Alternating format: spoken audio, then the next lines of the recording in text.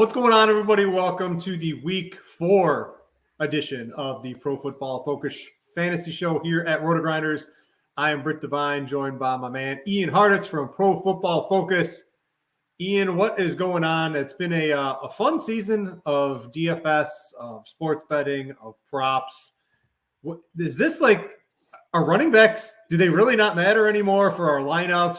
I mean, for props and all that, it's fun. But in DFS, it's really just turned into having the quarterback that throws for 6 touchdowns or 4 touchdowns and runs for 1, getting the receiver that catches 150 yards, 10 receptions and a touchdown or 2, and insert any running back that can get a couple of touches and fits your salary. It's been the passing era, unless you're the Bears, has entered the NFL.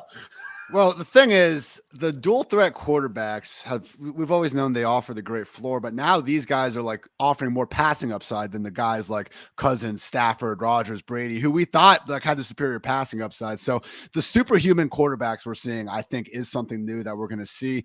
Hey, maybe just we have to get used to really paying up more often to get that. With the wide receivers thing, though, man, like, look, Tyreek Hill was the wide receiver 73 in week 3. Diggs was 32. Like, Kupp was 22. Amon-Ra St. Brown was 37. Like, Jamar Chase. Plug in Mac Hollins and win all the money. Well, but that's my point. So, like, yes, the running backs, I understand the running backs have busted a little bit more than these wide receivers, but I still think that week 1, where all these guys, Adams, Hill, Diggs, Devontae Adams, they all look like Justin Jefferson. They all look like they were going to have 150 plus yards like every single week of the year. And that has died off a little bit. So really, it's been these superstar quarterbacks, the only constant across all the positions. Yeah, and there are a couple, we'll talk about it in the DFS segment, but there's a few receivers we like this week that are just getting those double-digit targets every week so far, and at some point, maybe they won't, but a trend is a trend. A trend is still not, it's not a trend, Ian, so we'll get to all that, but let's jump over into your Mismatch manifesto. That's how we like to start off the show over here. We go over explosive play rate, expected points added per play, battles in the trenches, all sorts of fun stuff. I always like to start off, and you start off your article with the explosive play rate. Get us big chunk yards, get us big DFS performances, get us going over our props. That's what I like to see, Ian. What are we looking at this week? Lions Seahawks shootout. I don't know if it's going to happen though anymore because we do have DeAndre Swift and unfortunately the sun god himself already ruled out of this one. So we'll sprinkle some of the Josh Reynolds, DJ Chark. Okay. But as we'll talk about more, I think TJ Hawkins is probably just going to be the main winner there, but also like, let's just maybe take a step back on the Lions. Number 2 ranked scoring offense so far. Like this has been a fun unit, but you take away the 2 top players. Like there's a reason why Tampa Bay hasn't been looking very good. They don't have their top pass catchers. I'm anticipating this Lions offense to be just, a 50% version of itself, basically, because they took away their 2 best pass catchers. So keep that in mind. Titans versus Indy is popping a little bit, which is interesting. We have seen Tannehill make some explosive plays, man. This is actually the most explosive passing game in the league on a per drop back basis. I know they don't have a ton of dropbacks, so it's a little bit skewed there. But against this Colts team, if Indy's able to build a lead early, I wouldn't be surprised if guys like Treylon Burks, Robert Woods have a bit better counting numbers when it's all said and done. When we're expecting, also seeing the Panthers popping a little bit against the Cardinals. If they're ever going to do anything, you'd like to think it could be against this Cardinals defense. We got at some point a DJ Moore bounce back incoming, but the one I'm really interested in is Denver going to Las Vegas and just really looking like they're being set up well. Like, do we really think Russell Wilson and company are going to be the 31st ranked scoring offense for that much longer? I don't think so. Cortland Sutton, Jerry Jeudy, Russell Wilson. If this is the week, Britt, when will it be? Maybe like week 5 or 6 or something, but I'm calling it week 4. Russell Wilson finally gets back to cooking something good. So no bowl of Cheerios with a hot dog thrown in it for Russell Wilson this week? Nothing that you would find at the Hartitz household, that's for sure. Yeah, we'd be going a little higher class than that. I want to talk about, so I see Derrick Henry and the explosive run rate. Am I seeing this correctly on here? So I like his prop. We'll talk about that in a second because I think the prop's really low for Derrick Henry. What are we looking at here in terms of this? Is this something I should be, am I going to be looking like a fool after this, Ian?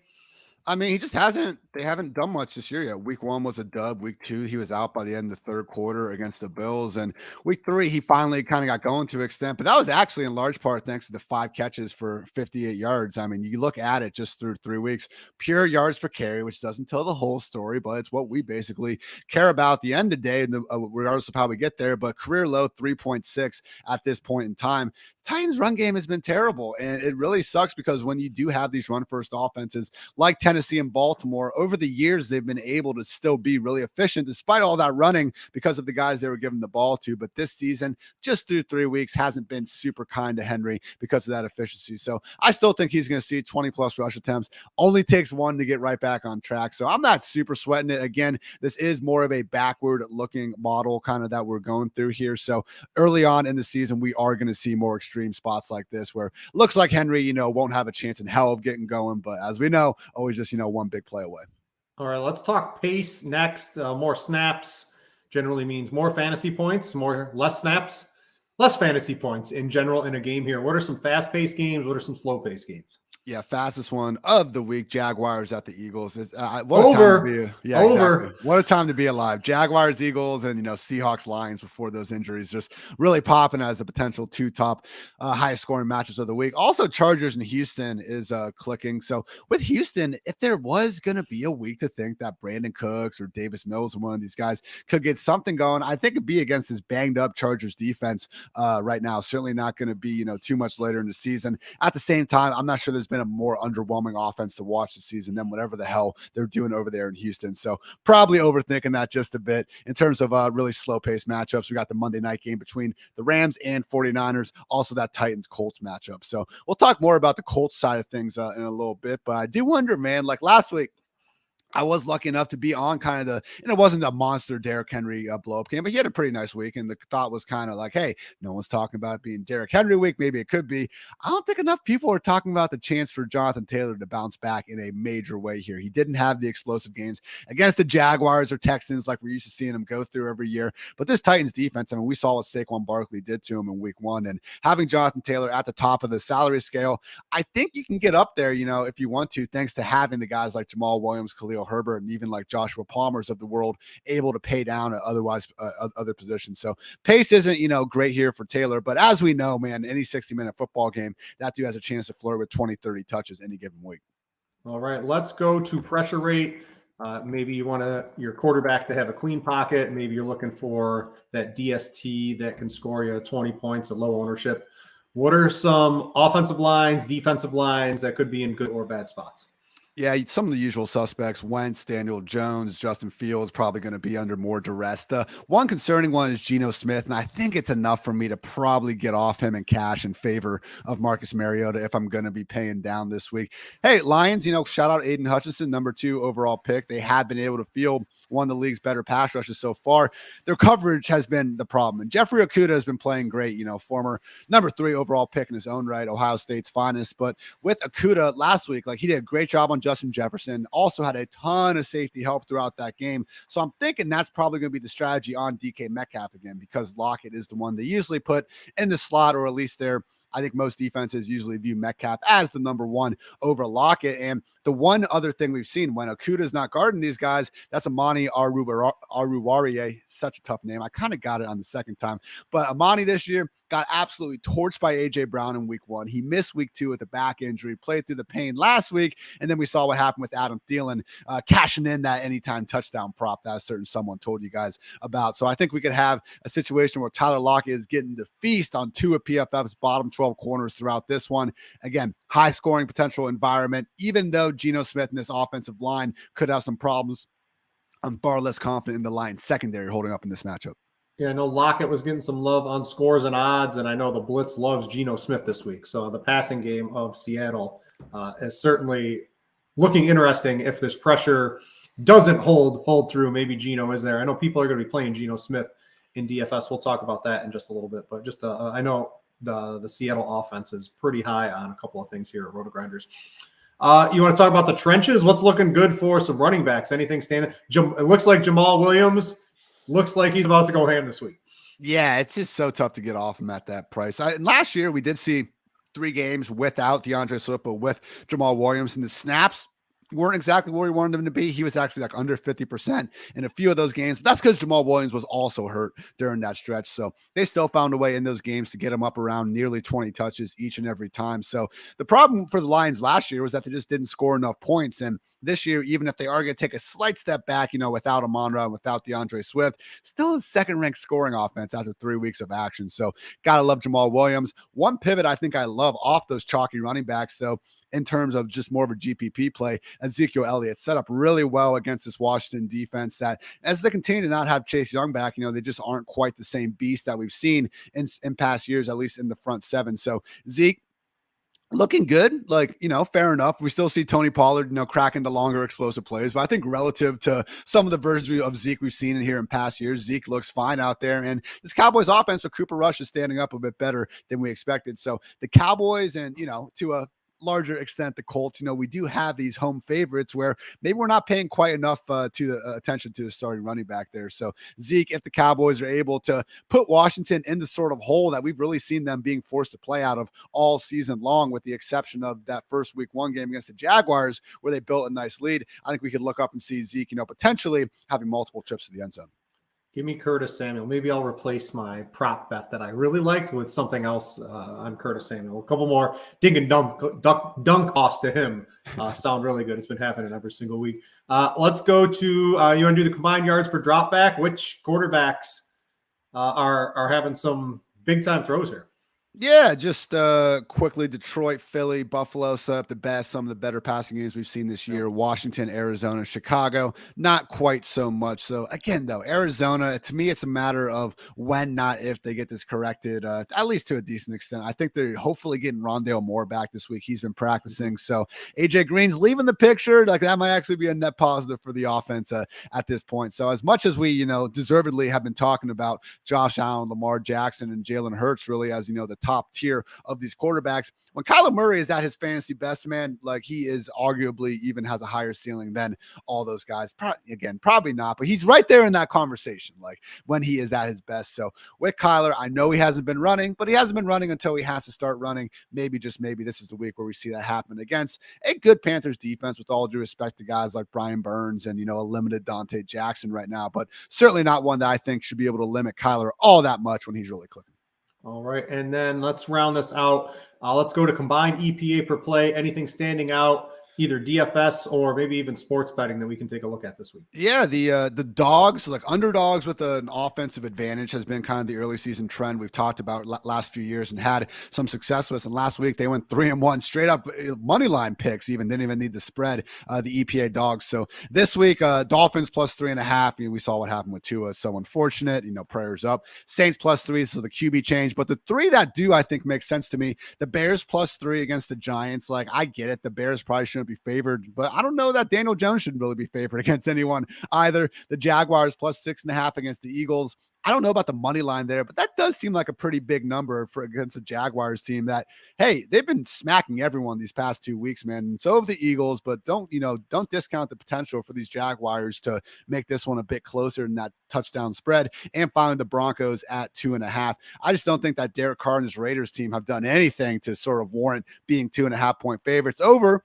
It's been ugly, but over the first place Denver Broncos, who, again, I think are going to have a way to get that passing game back on track this week. So Bears plus 3, Jaguars plus 6.5, Broncos plus 2.5.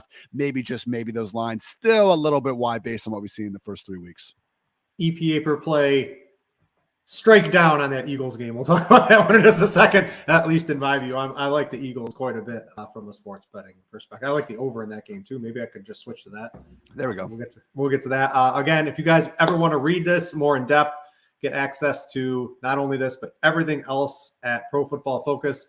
You can get a subscription over there. Ian, the suits would not let him allow this to be free this year. The information is too good, so it is behind the paywall. But Ian, we appreciate you coming on each and every week and sharing it for the people. All right, let's jump into some props. Let's start with maybe our spreads or over-unders. And Ian, I've got the strangest line going this year. I got 2 wins, 2 losses, and 2 pushes. I mean, I want to win or lose. I don't have a sister, but I don't want to kiss my sister and have like a ties, right? I need the 3.5 line. I need a 4.5 prop, right? I need to win or lose. I don't like the ties. But anyway, a couple lines I'm looking at first off is one of my major bets is going to be Minnesota. So it's the London game this week. So they lost Jameis, no Michael Thomas. It's basically, I don't know, I would consider this a neutral field, and it's a 3 points. I think the Vikings with, Jameis, he has his ups and downs, but he's definitely a pro for that offense with the emergence of Olave and Michael Thomas back. And you've got dink and dunk Andy Dalton back here. You're going to see a lot of Kamara in this game, but I just think the Vikings are a much, much better team and basically a neutral field. And you get a couple London stats too. So over the past couple of years since London's been involved, since 2007, just blindly betting favorites, either straight up on a money line or against the spread, has really been profitable. 18-12 against the spread, and then 21-8-1 straight up. So I've got the Vikings -3. I just think they're the much more explosive offense.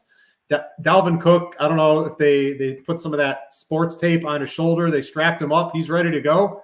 But this looks like one of my favorite bets of the week. It is the early game, so don't wake up Sunday at noon or whatever like that and expect to get this in. Just make sure to get it in. I like the Vikings game. Vikings -3 is the one spread I'm going with. What do you think of that one? I just think I didn't really see the line move too much with Jameis out and Michael Thomas out. Those guys, they got to be worth 3 points alone, in my opinion. This is already a Saints team that really hasn't looked good at any point this season. So like even week 1, they got that late comeback win against the Falcons, but they were getting smacked there. I mean, to lose the way they did against the Panthers, like this line should be much further in my opinion. Yeah, so I like that one. What are a couple games you're looking at? And then I'll throw a couple more of mine out. I got 3 dogs this week, and I already talked a little bit about the reasons for the Broncos over the Raiders, but yeah, +2.5. If anything, this should be a pick 'em, so I'll gladly take the extra points there. Cardinals over the Panthers, just Baker Mayfield being, I don't care if he's home, being a favorite over anyone at this point. I thought it was just like almost their defense did him a disservice last week winning that game. Let's get Matt Rule out of here. I'm still not convinced this team has really much to play for on a week-by-week basis. And finally, the Ravens +3 at home against the Bills. A little bit of a tough one, but Lamar Jackson has a 3-point home dog. Man, you look at that Bills secondary. I don't think they can slow down anyone at this moment. Like they just had to bring in Xavier freaking Rhodes, old man Xavier Rhodes. He's out too. And now he's out. Their emergency replacement got hurt. So it really is just like a laundry list of these injuries. Tre'Davious White and Micah Hyde, we know those are the big ones that are, still out for the foreseeable future. Hyde the entire season. White's still on pup, but literally, man, 3-4 different corners. Jordan Poyer's still hurt as well, and lost in that Josh Allen performance against the Dolphins. And I know Bills Mafia, love you guys, but hey, Josh Allen had the great counting stats last week. He had like 3 dropped interceptions, and like that game really, I know that we like to say that the Bills really should have won that one, and hey, more accurate pass to Isaiah McKenzie, and they probably would have at the end, but at the same time, really erratic performance from Josh Allen. And I think the Ravens secondary is getting a little bit healthier than they have been. So 3 points for Lamar Jackson. My opinion, it's tough to say anyone's playing better than Jalen Hurts right now, but Lamar, man, if anyone, he's right there with them at least. So Ravens +3, Broncos +2.5, Cardinals +1. Great day to be great. All right. I do want to note that Bills game, Roth has that as orange. There's supposed to be, as it stands right now, anything can happen by Sunday. Yeah. But as it stands right now, 20-mile-per-hour sustained winds, gusts higher, and the possibility of some rain in that game right now. So just keep that in mind from a DFS/sports betting perspective. Some major weather impact on that game. Looks like it's likely, especially maybe for kickers and in the deep passing game. The Bills throwing a little bit more a lower ADOT this year, not as aggressive down the field. So maybe that can, Stephon Diggs can get open against anybody in the short field, and Allen could rip it through anybody, and Lamar's having a great season. But I just did want to know that looks like the one main weather game we're going to have to pay attention to on the weekend. Another game, so I'm going against you in the EPA per play. I like the Eagles -6.5. And I got another bet for you with the Eagles in just a second that I actually couldn't believe the line when I saw it earlier in the week. The Eagles are 6.5. I just think they're the best team in football as it looks right now. Offensive, defensively, they're healthy, Ian. I know the EPA per play was against me. And I know the Jags have looked good, but this is in Philadelphia. Maybe Peterson going back. Maybe he coaches up his team. Can a coach revenge against his former team through the players? Well, I don't know if that's all going to manifest in the field. Until the Eagles prove to me they're not easily the best team in the NFC, and I'd argue, the best, second best, third best team in football. I'm willing to take them against anyone not named the Bills or I don't know, the Chiefs or the Ravens like that.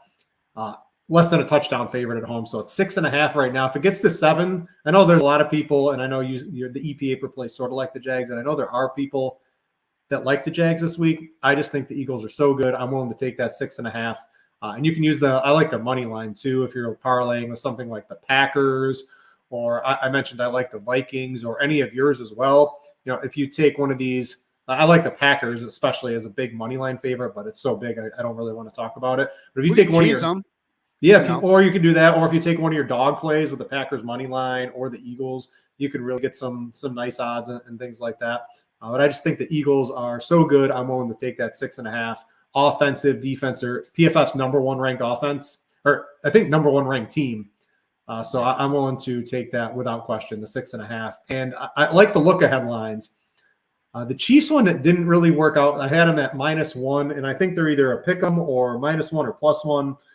Looks like almost like a pick 'em right now against the Buccaneers. I gave that to you. So really no win or lose. But Ian, the Eagles are -3.5 in Arizona next week. And this makes absolutely no sense to me. They're PFF's number 1 graded team. Arizona, PFF's 31st graded team. 3.5. I don't care if it's on the road. And if just imagine if Arizona if they struggle or barely win this game, this could be a touchdown line by the time it comes out on Sunday. Yeah. And I like the Eagles to win, so maybe I'm a little biased, but as a look ahead line, Eagles -3.5. You can get that on Fanduel. I think it was -4 on Draftkings. Just looks like really nice line if you can sort of extrapolate a week ahead. I put that up on Scores and Odds. I'll mention on here, but I always like the look ahead lines. I think you can get some really good value, so make sure to incorporate those into your sports betting arena. Let's go to some props. You can use these for both DFS and in the sports books. I like the kicker props. So on Scores and Odds, I threw out Evan McPherson. I did Evan McPherson last week. Every week. Evan McPherson every week is going to kick 2 field goals until the sports books. So I hit that on Thursday. I'm running it right back with Daniel Carlson of the Raiders over 1.5. I think it was just like -113 on Caesars, -115 on DraftKings. He's hit it over 75% of the time since the start of, or I think 73% of the time since the start of 2020. So a very long history of going over this. He's gone over this all 3 games this season. And in 5 of his last 6 games, he's attempted at least 3 field goals. So that gives you the margin of error. And I know you like the Broncos, but I sort of like the Broncos too. But that's good for Carlson because the Broncos defense is good enough and the Raiders offense is good enough that you can move the ball, but you get some stalled drives. And that really sets up good. That's worked for McPherson. That's worked for Carlson all season long. And I'm going to go right back to it. I like his prop over 1.5 field goals. That has to be one of my favorite ones currently on the board. What are a couple ones you're looking at? I'll throw in. I got a Derrick Henry prop, and I'm going to ad-lib and throw in a Curtis Samuel prop in just a second as well. Going back to the anytime touchdown well, we called Mike Evans in week 1, Adam Thielen week 3. I either missed or I don't remember what we got in week 2. Week 4, though, Tyler Lockett plus 210 over at FanDuel to score a touchdown. Talked earlier about the projected matchup there going up against Amani, who, again, has just been a mixture of bad and roasted. Also looking at Mike Hughes in the slot. That has been the best place to attack the league's single worst scoring defense in the Detroit Lions so far through 3 weeks of this season. So love the chance for Lockett to find his way into the end zone. Also taking Lamar Jackson over 1.5 passing touchdowns. Mentioned all those Buffalo Bills injuries so far this year. 12 quarters, 12 touchdowns for Lamar Jackson, 10 of those through the air. So plus 130 over at PointsBet for that over 1.5 passing touchdowns for Lamar. Love that regardless of how this game goes. I don't think the Ravens are going to be able to run the ball because they haven't been able to run the ball all season long. So throwing all game against that banged up secondary signed me up. And also love this one, man. Travis Etienne over only 17.5 receiving yards. Like this year, the top 2 running backs in yards per catch are Etienne and DeAndre Swift. That's kind of been my comp for Etienne since the summer. Not because they play the exact same way, but because with Etienne, I was hoping for about 50% of the backfield's rushing work, maybe a little bit less, and a bunch of comeback mode late game targets, like the stuff that basically has been the only reason why Austin Eckler is surviving this year, because I thought the Jaguars were going to be really bad. They have not been really bad this year. They've actually been really good. And that's led to everyone thinking that James Robinson has completely taken over this backfield, when in reality, they've won by 24 and 28 points over the past 2 weeks. Those are the exact games we should expect Robinson to go get his. Week 1, when the Jaguars had to come back and like play a legit competitive game where they were trailing against Washington, ETN outsnapped James Robinson. So ETN really is the guy that they still want to throw the ball to. He's looked explosive as hell out there. I think it's a matter of when, not if, he's going to start breaking off some big explosive plays in the passing game. Just 17 and a half receiving yards. I mean, I think he can get that in 1 or 2, no problem at all. And accordingly, James Robinson under 69 and a half rushing and receiving yards. He's been ripping off these big runs. Bit unsustainable though, man. I don't want to take away the big plays. I hate when people do that. He only averages 2 yards per carry without all the 50-yard runs. Well, it's like he made the 50-yard run. So let's not forget that happened. But in this matchup against the Eagles, I think he's going to have a tougher matchup that he's been dealing with in the front 7. And talking about what I just did with the game script and ETN, I don't think Robinson's going to be having as many touches as usual. So ETN over 17 and a half receiving yards. James Robinson under 69 and a half rushing and receiving yards. Lamar Jackson over 1.5 passing touchdowns, and Tyler Lockett scoring a damn touchdown. Got anything to say to that? I left you speechless, Britt.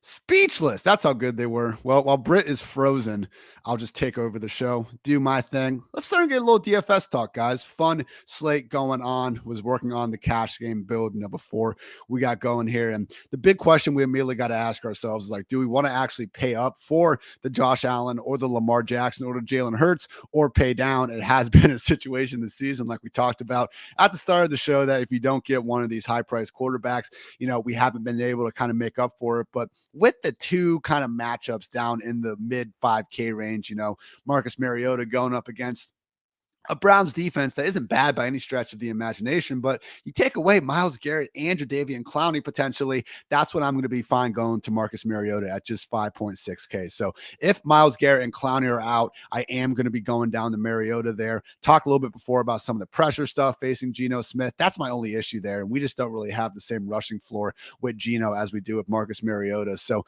you don't need to stack Mariota, but I think I want to with Drake London at 6.1K.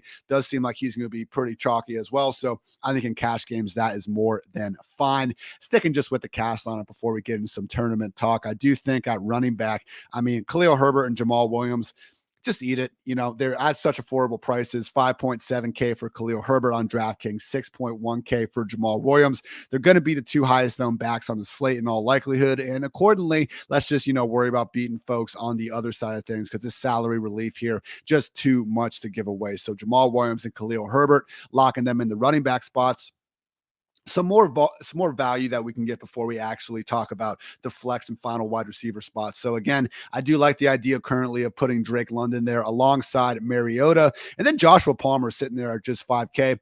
We still need these injuries to come out and everything. But really, when you look at this Chargers offense, Palmer's been doing a great job scoring touchdowns. He almost had 100 yards last week without Keenan Allen in the picture. And that's been the case going back to last year. So Keenan Allen yesterday on Thursday had to leave practice with a trainer. So he was only listed as limited, but sure doesn't sound like things were getting better for him to be out there. So if we can get Palmer at just 5K going up against this, burnable Texans secondary, I will sign up for that. And on the other side of things, Mike Williams in tournaments, coming off that 1-catch performance. What did he do the week before that? He balled the hell out and everyone was loving him. So, let's try to expand our, memory with these guys longer than just what happened last week. I think both Palmer and Mike Williams are valuable plays, but again, Palmer at 5K in cash, especially with Keenan Allen now, I'm fine to go to. And that's also like Jalen Guyton now, the picture as well. So Guyton is on IR for the season. Palmer had already kind of beat out Guyton this year for the definitive number 3 wide receiver spot. With that said, Guyton really is someone. He had the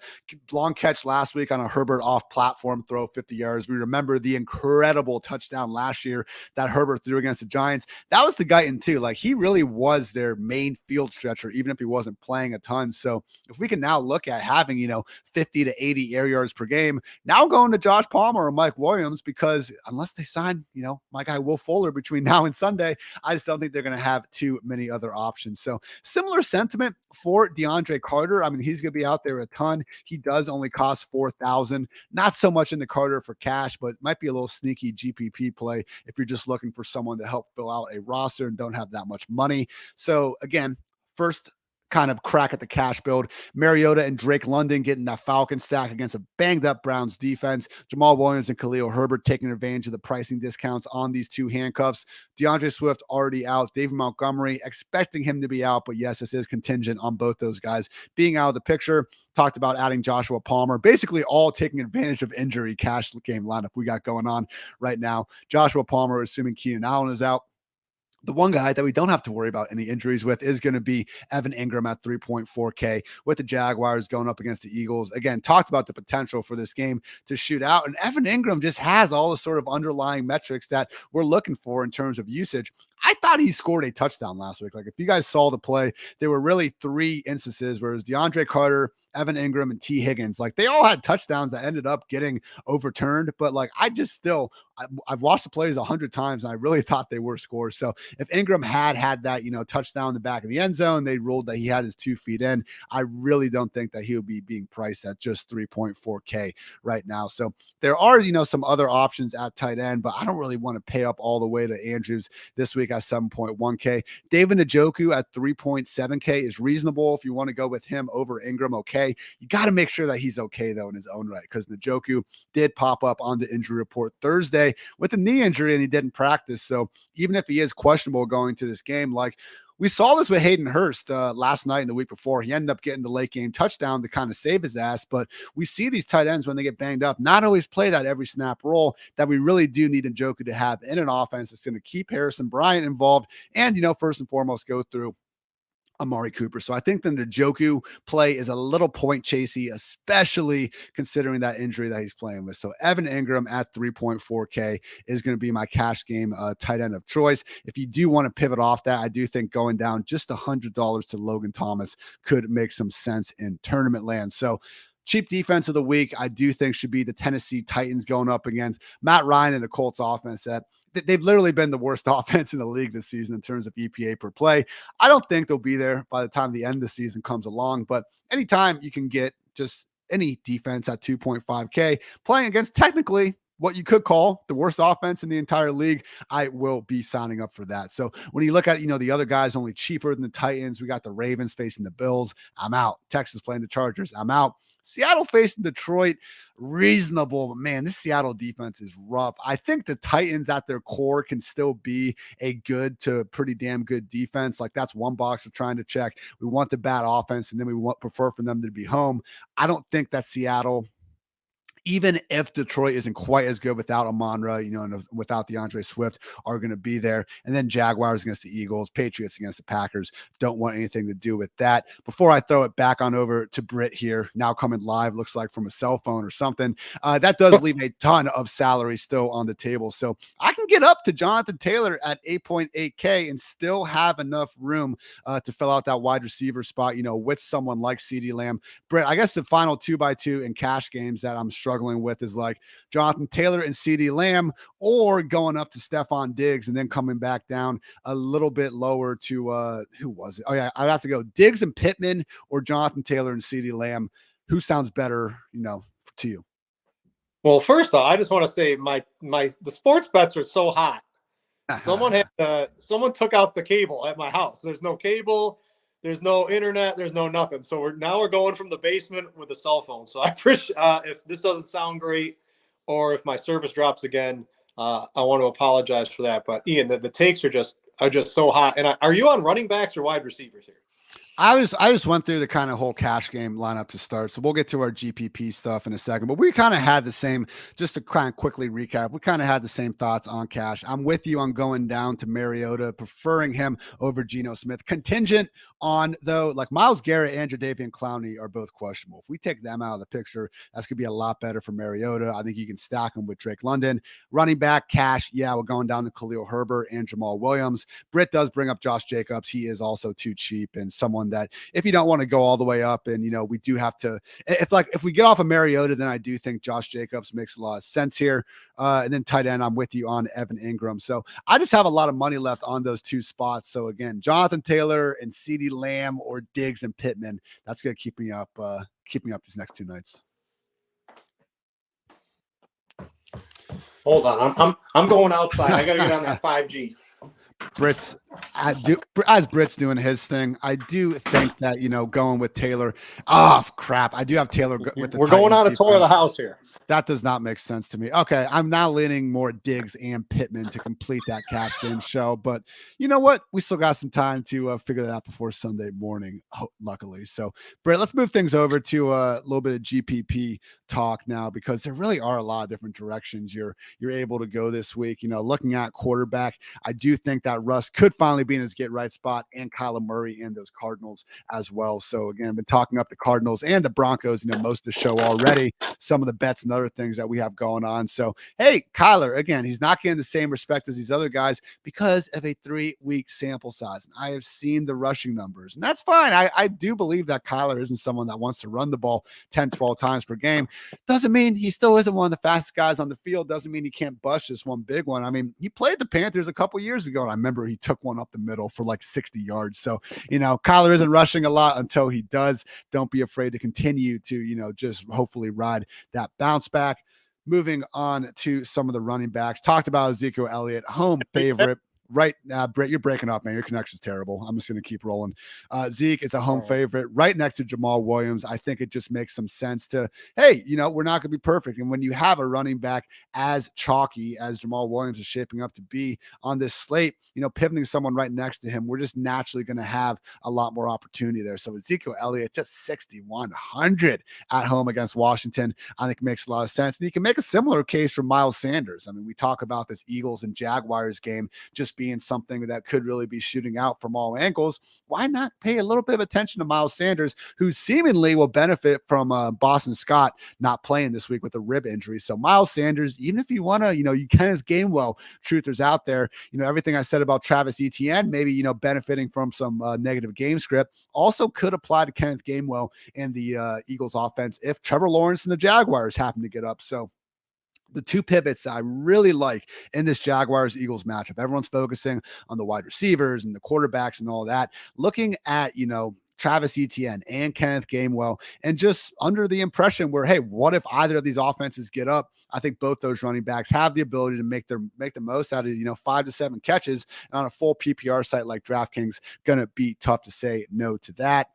Also, Ramondre Stevenson, just 5.2K right now. Pretty awesome role, in New England. We've had a lot to go to get here, guys. I mean, the amount of just sleeper articles for Ramondre Stevenson this offseason, nauseating in my humble opinion at certain points of time, because so much had to go right. But here we are in week 4, and basically all that stuff has gone right. James White retired. Ty Montgomery is on IR. JJ Taylor and Kevin Harris out of the picture on the practice squad. Pierre Strong hurt his shoulder early in the season. He's just not getting a chance to go out there. So all that happened. Now here we are, Damian Harris and Ramondre Stevenson, the only 2 running backs involved in New England at this point. So always a chance it could change. We just, as soon as we think we know what's going on with Bill Belichick and the Patriots offense, he's quick to kind of pull the rug up from under us. But with Ramondre, people aren't on him really because of the potential switch, the likely switch from Mac Jones to Brian Hoyer, although we did see Mac Jones at practice there. So no, I'm not expecting much out of this offense, with a severely limited Mac Jones or a perfectly healthy Brian Hoyer under center. But Ramondre Stevenson, man, if he has the usage and the profile of a legitimate RB1 and he's available at 5,200, like, I just think in a week, if we didn't have Khalil Herbert and if we didn't have Jamal Williams, we'd be much more willing to go down to Ramondre Stevenson here. So yeah, the matchup isn't ideal, but hey, it's a running back. We follow the volume. Don't be afraid to get down to Ramondre Stevenson, 5.2K. So again, favorite GPP running backs of the week: Ezekiel Elliott getting off that chalky Jamal Williams as a home favorite in his own right. Travis Etienne, Kenneth Gainwell, respectively, in 2 running back backfields now with no Boston Scott. And I just think if either the Eagles or the Jaguars get up, we could see them catching some passes, and Ramondre Stevenson with an awesome role that hasn't been priced into it yet. Britt, you're back in your lovely, not real living room, but you got the internet. There we go. I think someone crashed a car into a power line and took everything out. The 5G from Verizon wasn't cutting it outside, so they're getting canned. And looks like whatever happened, I'm back on the air now. Sorry about that. You are good, sir. We're just talking GPP. I got through my GPP running backs. Who do you like this week? Oh, well, you got the 3 like min price ones. You've got what? Jamal Williams, you've got Herbert, and you've got Josh Jacobs. That's cash, though. I mean, yeah, well, that's going to translate into. I think overall as a build, it really, I don't know. I guess I had a whole spiel. I was going to talk about how which quarterback you select, right? Between if you go with a high price quarterback or you go with Geno or Mariota, those seem to be like the popular quarterbacks. It really depends that really dictates what the rest of your roster is going to do. Because then you can either go with one cheap wide receiver or maybe two to get up to your Jonathan Taylor, your Christian McCaffrey, right? Those type of players. But I don't know. I just think like if Austin Eckler doesn't do it this week, is he ever going to do it? And I don't think anyone's going to be really playing him. I don't know. I think running back it's just to me the position I'm filling in last based off this season's results through a couple of weeks. You got to have that quarterback that goes bananas. You got to have these wide receivers that score 25, 30 plus. So you got to have a couple of them. And people are getting by outside of Mark Andrews last week with tight ends that get single-digit fantasy points, with running backs that barely crack 10 to 15 fantasy points. So my focus is more on trying to get that quarterback, wide receiver, combo of the high-scoring players in there and just fit in whichever. There's so many mid-tier running backs. There's 3 or 4 of them that you can fit in this week, and I'm just trying to focus on the rest.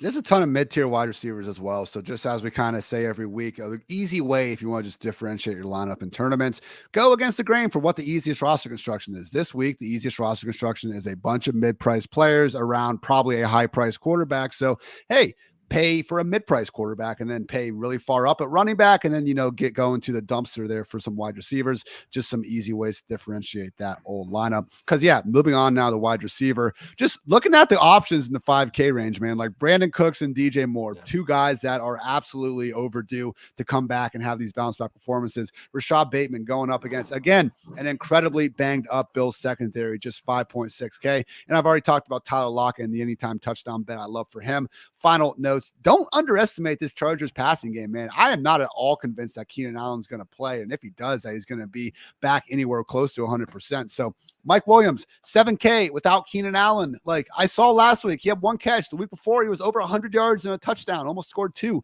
touchdowns out there. So Mike Williams is a boomer bust wide receiver. We're trying to win $1 million. That's the exact type of player we should be trying to go to.